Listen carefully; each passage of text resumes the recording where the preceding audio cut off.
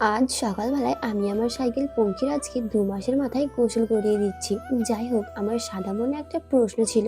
যে cycle servicing করানো হয় সেটা আমি সাইকেল কেনার পর জানতে পারলাম, কিন্তু এটা তো জানতে পারলাম না বাইক বা বড় গাড়ির মতো সাইকেল ধোয়ারও গ্যারেজ আছে। সে যাই হোক, এই সাইকেলটা আমার কাছে অনেক শখের একটা জিনিস। তো শখের জিনিস নোংরা হলে কি ভালো লাগে? সেই জন্য আমি সাইকেলটাকে সার্ফ শ্যাম্পু দিয়ে অনেক ভালোভাবে গোসল করিয়ে দিচ্ছি। জানো তো, আমি যখন স্কুলে যেতাম তখন অনেকেই দেখতাম ল্যাডিবার্ড সাইকেল নিয়ে স্কুলে যেত, যেটা দেখে আমি বাড়িতে এসে আব্বু মাকে বলতাম আমাকে একটা ওদের মতো ল্যাডিবার্ড সাইকেল কিনে দিও না। তো মা বলতো সাইকেল কিনে টাকা নষ্ট করে লাভ আছে? তোর আবার একটা সাইকেল আছে, তোর আব্বুর আছে, আর তুই কদিন বাদে মাইনে উঠলেই তো তোকে স্কুল থেকে একটা সাইকেল দিবে, তখন বাড়িতে তিনটে সাইকেল হয়ে যাবে। এই বলে আর কিনে দেয়নি। সেদিন আমি মাকে বলেছিলাম তোমরা কিনে দিলে না তো কি হয়েছে, আমি একদিন নিজের টাকা দিয়ে সুন্দর একটা সাইকেল কিনবো।